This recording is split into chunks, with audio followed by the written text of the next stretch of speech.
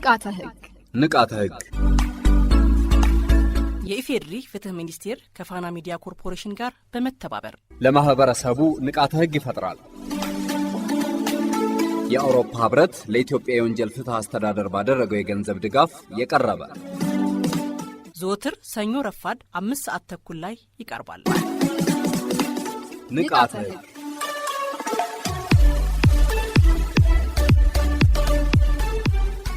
በዚህ ፕሮግራም የሚተላለፉ መልእክቶች የአውሮፓ ህብረትን አቋም ያንጸባርቃሉ ማለት አይደለም።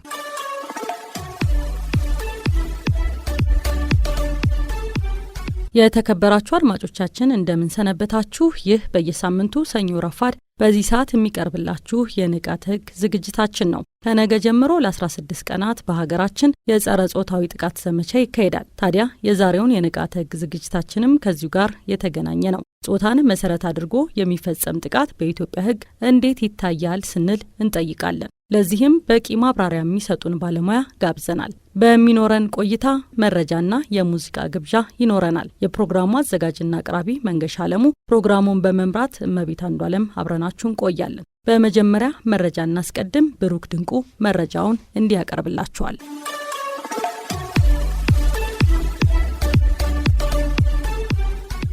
አራተኛው ዙር ሁሉን አቀፍ ወቅታዊ የግምገማ መድረክ ለኢትዮጵያ የተሰጡትን ምክረ ሀሳቦች ማስተዋወቂያና ትግበራቸውን በይፋ ማስጀመሪያ መድረክ ሰሞኑን ተካሂዷል። መድረኩ የተዘጋጀው ኢትዮጵያ ከ114 ሀገራት ከተሰጧት ምክረ ሀሳቦች መካከል የተቀበለቻቸውን 252 ምክረ ሀሳቦች ትግበራ ለመምራት የተዘጋጀውን ፍኖተ ካርታ ትግበራ ምዕራፍ ማስጀመሪያና ምክረ ሀሳቦችን ለማስተዋወቅ ነው። በማስተዋወቂያ መድረኩ ከፍተኛ የመንግስት አመራሮች፣ የሲቪል ማህበረሰብ ድርጅቶችና ከዓለም አቀፍ ተቋማት የተውጣጡ አመራሮችና ተወካዮች ተገኝተዋል። ሀገራችን በቅርቡ በተከናወነው አራተኛው ዙር የግምገማ መድረክ ከ114 የተባበሩት መንግስታት ድርጅት አባል ሀገራት ከተሰጧት 316 ምክረ ሀሳቦች መካከል 252ቱን ሙሉ በሙሉ 12ቱን ደግሞ በከፊል የተቀበለች ሲሆን የተቀበለቻቸውን ምክረ ሀሳቦች ለመተግበር ታስበው በተዘጋጁት ዝርዝር ተግባራት ዙሪያ ውይይት ተካሂዷል። በመድረኩ የምክረ ሀሳቦችን ትግበራ ለመምራት የተዘጋጀው ፍኖተ ካርታ በዝርዝር የቀረበ ሲሆን ፍኖተ ካርታው በሚመለከታቸው ተቋማት መካከል ጠንካራ ግንኙነት በመፍጠር ባልተቆራረጠ መልኩ የሰብአዊ መብት ምክረ ሀሳቦችን በተሟላና ሁሉን ባካተተ መልኩ ለመፈጸም የሚያስችል መሪ ሰነድ ሆኖ የሚያገለግል መሆኑ ተነግሯል። ይህም የትግበራ ሂደቱን ለማሳለጥ የሚያስችሉ የተለያዩ ተግባራትን መቅረጽ፣ በተቋማት መካከል ጠንካራ ግንኙነት መፍጠር፣ ተደራሽነትን ማስፋት፣ አቅም ግንባታና ሀብት አሰባሰብ እንዲሁም የተቋማት ክትትልና ድጋፍ የሚዘረጋበትን ሁኔታ የሚዳስስ እንደሆነ ተገልጿል።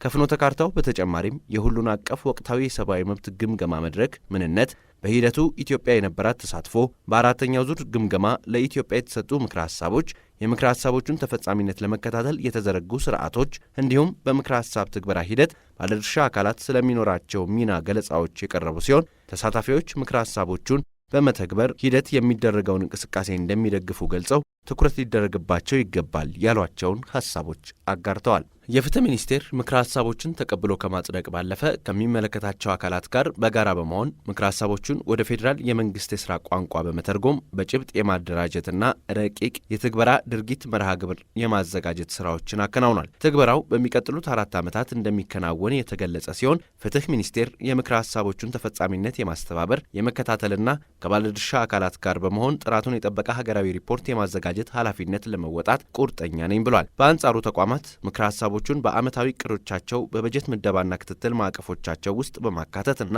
አስፈላጊ ተግባራትን በመፈጸም ኃላፊነታቸውን እንዲወጡ ጥሪ ቀርቧል።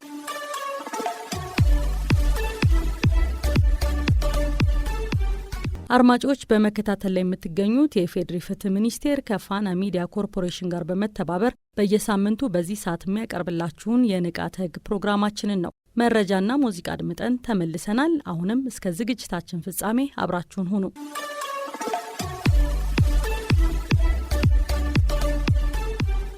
ከነገ ህዳር 16 ቀን 2018 ዓመተ ምህረት ጀምሮ እስከ ታህሳስ 1 ቀን ድረስ ላሉት ተከታታይ 16 ቀናት የሚካሄደው ዓለም አቀፍ የጸረ ጾታዊ ጥቃት እንቅስቃሴ በሀገራችን ጥቃትን የማይታገስ ማህበረሰብ ለትውልድ ግንባታ በሚል መሪ ቃል ይከናወናል። ይህ በዓለም አቀፍ ደረጃ ለ34ኛ በሀገራችን ደግሞ ለ20ኛ ጊዜ የሚካሄደው ንቅናቄ ዋነኛ ዓላማው በሴቶች ላይ የሚደርሰውን ጾታን መሰረት ያደረገ ጥቃት መከላከል ነው። በየዓመቱ ለ16 ተከታታይ ቀናት በሚደረጉት በእነዚህ የንቅናቄ ቀናት ወንዶች ደረታቸው ላይ ነጭ ሪባን ያደርጋሉ።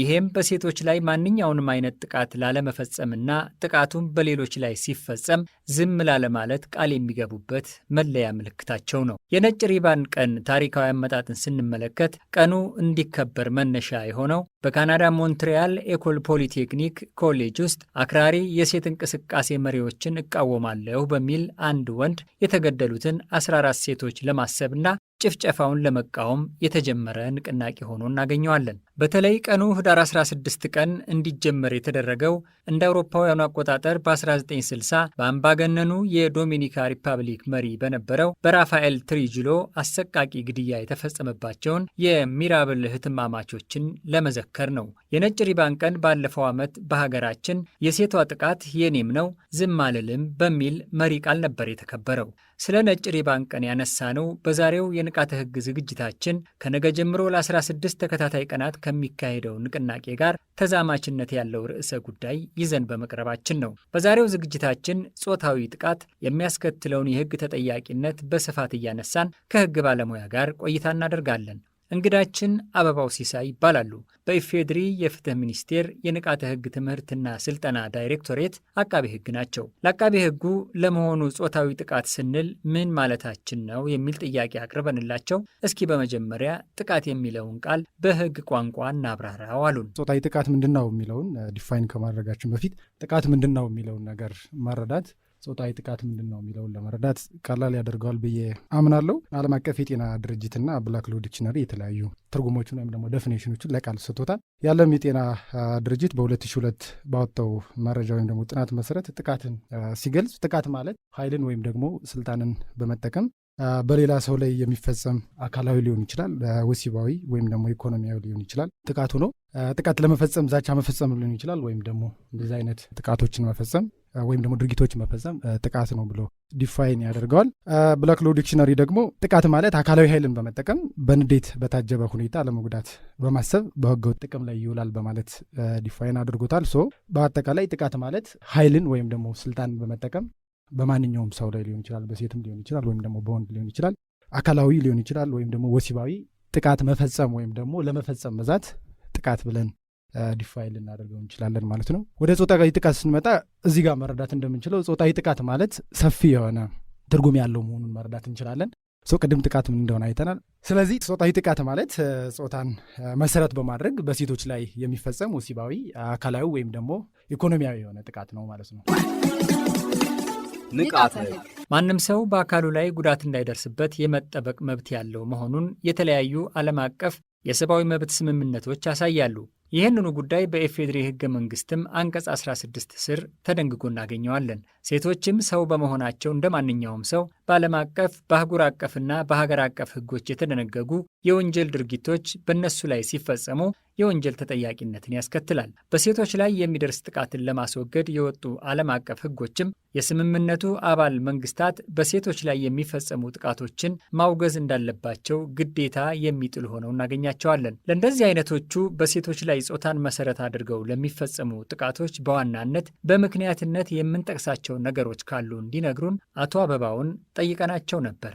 እንግዲህ ለጾታዊ ጥቃት የተለያዩ ምክንያቶች አሉ። እነዛን ምክንያቶች ወደ 4 ጠቅላላ አድርገን ማየት እንችላለን። የመጀመሪያው ባህላዊ ምክንያቶች የምንላቸው ናቸው።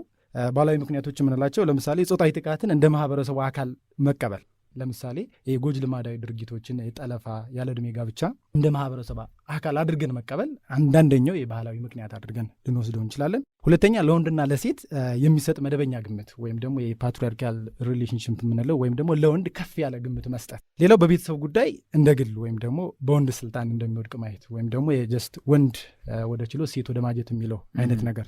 እነዚህን እንደ ባህላዊ ምክንያት ልንወስዳቸው እንችላለን። ሁለተኛው ህጋዊ ምክንያቶች ናቸው። ህጋዊ ምክንያቶች የመጀመሪያው የወንጀል ጥቆማዎችና ምርመራዎች አናሳ መሆን፣ እንዲሁም ደግሞ ጠንካራ የሆነ ህግ አለመኖርና ተፈጻሚ አለመሆን እንደ ለጾታዊ ጥቃት እንደ ህጋዊ ምክንያት እንወስዳለን። ሶስተኛው ምክንያት ኢኮኖሚያዊ ምክንያቶች ብለን ልንወስዳቸው እንችላለን። እነዚህ እንደ ስራ አጥነት፣ ድህነት ወይም ደግሞ በአጠቃላይ ዝቅተኛ የሆነ የኢኮኖሚ እድልና የአገልግሎት አቅርቦት እጥሮት መኖር እንደ ኢኮኖሚያዊ ምክንያት ብለን ልንወስደው እንችላለን ማለት ነው። ሌላው ፖለቲካዊ ምክንያቶች ናቸው። ፖለቲካዊ ምክንያቶች ማለት ደግሞ ሴቶችን በፖለቲካና በስልጣን ዝቅተኛ የሆነ ተሳትፎ መኖር ነው።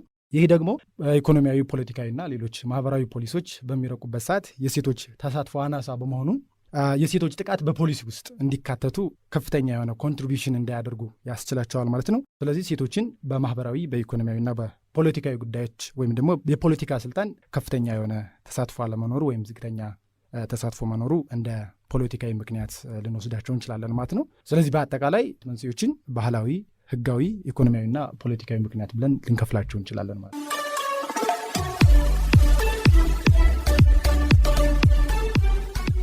ሀገራት በዓለም አቀፍ ደረጃ እንዲከበሩ የወጡ ህጎችን ተግባራዊ ለማድረግ ከተስማሙ በኋላ ይህን ግዴታቸውን ላለመወጣትና ጥቃቶቹን ላለማውገዝ ማንኛውንም ባህል፣ ወግ ወይም ሃይማኖት እንደ ምክንያት ማንሳት አይችሉም ወይ ስንል ለአቶ አበባው ጥያቄ አቅርበንላቸው ነበር። እሳቸውም አንዴ ስምምነት ከተገባ ወደ ኋላ ማለት እንደማይቻል ነው የነገሩን። እንግዲህ እንዳልከው ኢትዮጵያ የተለያዩ ዓለም አቀፍ ስምምነቶችን ኦልሞስት ከ7 በላይ የሚደርሱ ዓለም አቀፍ የሰብአዊ መብት ስምምነቶችና አህጉር አቀፍ የሰብአዊ መብት ስምምነቶችን ፈርማለች። ከነዚህ መካከልም ጾታዊ ጥቃትን ወይም ደግሞ የሴቶችን መብት የሚመለከት 2 ስምምነቶች አሉ።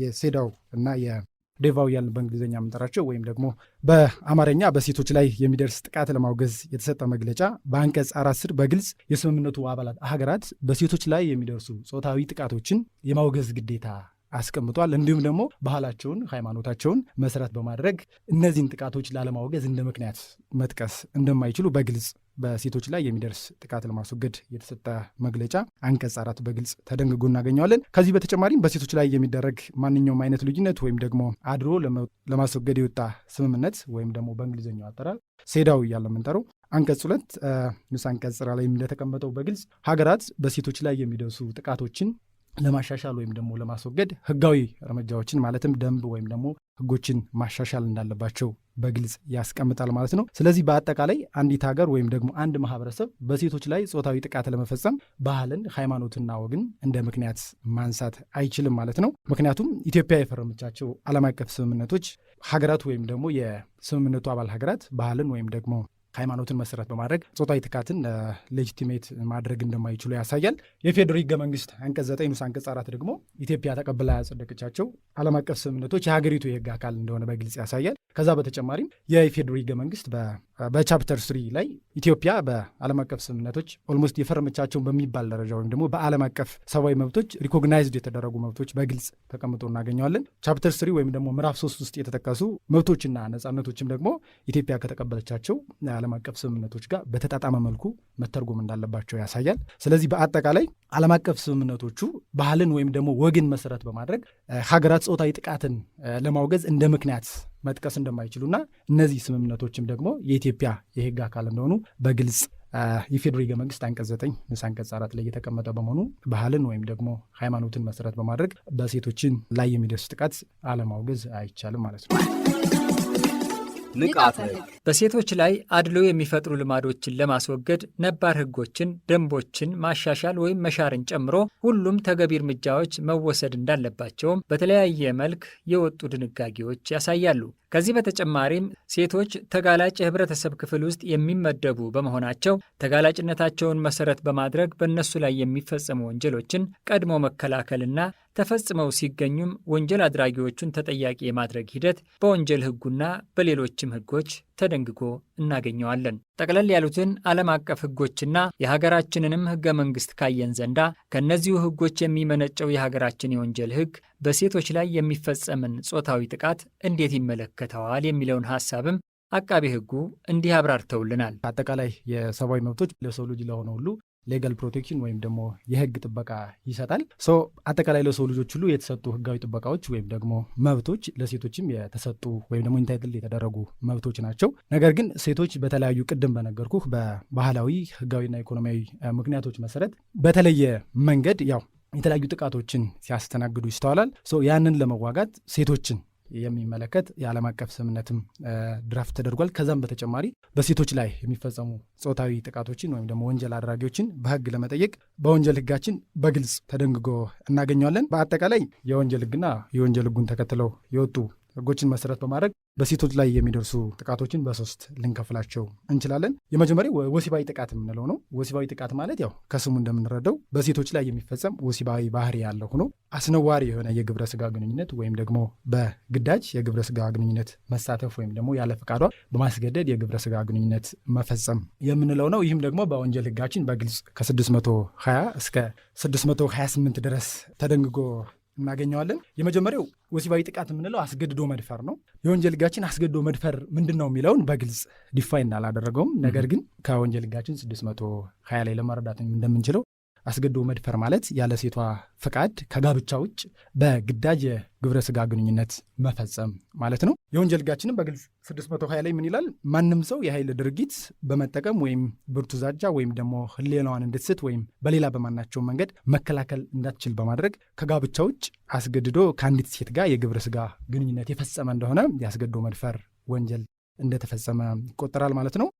እዚህ ድንጋጌ ላይ መረዳት እንደምንችለው አንድ ድርጊት አስገድዶ መድፈር ነው ለማባል 4 ቅድመ ሁኔታዎች በጋራ መሟላት አለባቸው ማለት ነው። የመጀመሪያው የግል ተበዳይዋ ሴት መሆን አለባት። ይህ ማለት ግን አንድ ሴት አንድን ወንድ አስገድዳ ብትደፍር ወይም ደግሞ አስገድዳ የግብረ ስጋ ግንኙነት እንዲፈጽም ብታደርግ በወንጀል ተጠያቂ አትሆንም ማለት አይደለም። የወንጀል ህጋችን በግልጽ አንቀጽ 621 ላይ አንዲት ሴት አንድን ወንድ አስገድዳ የግብረ ስጋ ግንኙነት እንዲፈጽም ያደረገች ከሆነ ከ5 ዓመት በማይበልጥ ጽኑ እስራት ልትጠየቅ እንደምትችል በግልጽ ደንጎ እናገኘዋለን ማለት ነው። ሁለተኛው በማናቸውም መንገድ የሚደርስባትን ጥቃት መከላከል እንዳትችል በማድረግ ሴቷ ወይም ደግሞ ከግለሰቧ ጋር ግብረ ስጋ ግንኙነቱ የተፈጸመው በማስገደድ ወይም ደግሞ የእሷን ፈቃድ መሰረት ባላደረገ መልኩ መሆን አለበት ማለት ነው። ሌላው የግብረ ስጋ ግንኙነቱ መፈጸም አለበት ወይም ደግሞ ለመፈጸም ሙከራ መደረግ አለበት ነው። አራተኛው ድርጊቱ የተፈጸመው የጋብቻ ግንኙነት በሌላቸው ሰዎች መካከል ከሆነ ነው። ቀደም ሲል የተመለከትናቸው ነገሮች ተሟልተው ከተገኙ ይህንኑ ድርጊት ፈጽመው በተገኙ ግለሰቦች ላይ ቅጣት የሚጣልባቸው ስለመሆኑ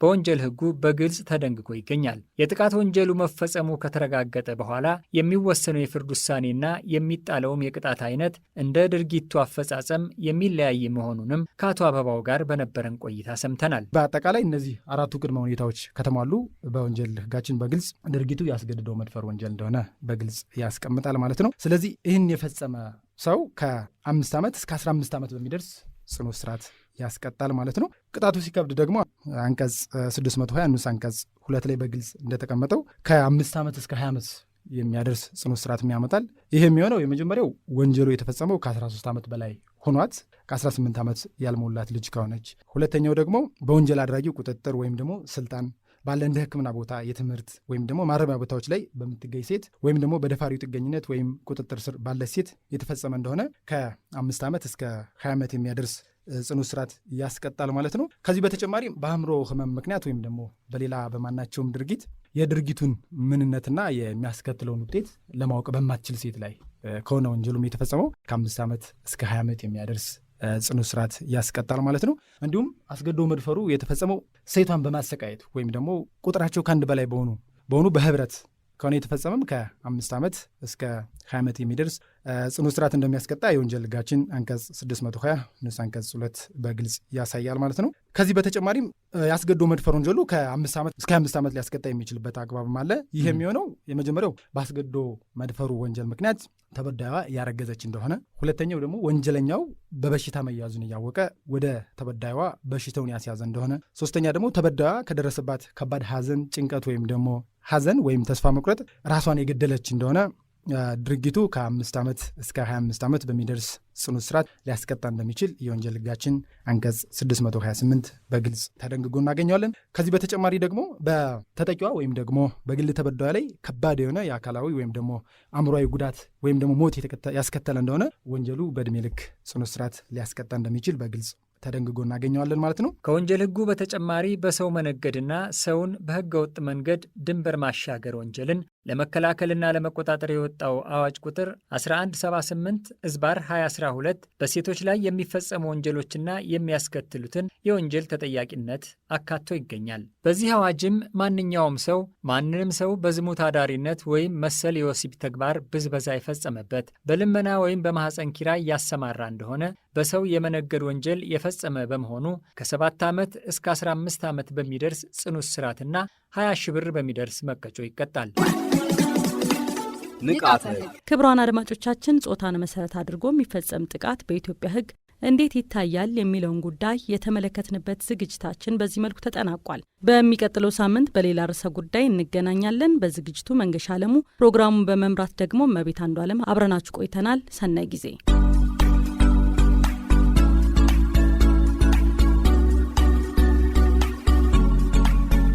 ንቃተ ህግ።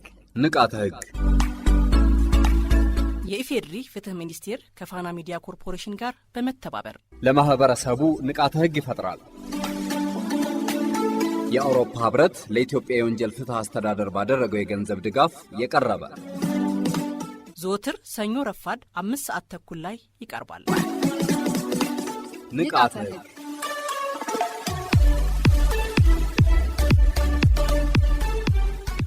በዚህ ፕሮግራም የሚተላለፉ መልእክቶች የአውሮፓ ህብረትን አቋም ያንጸባርቃሉ ማለት አይደለም።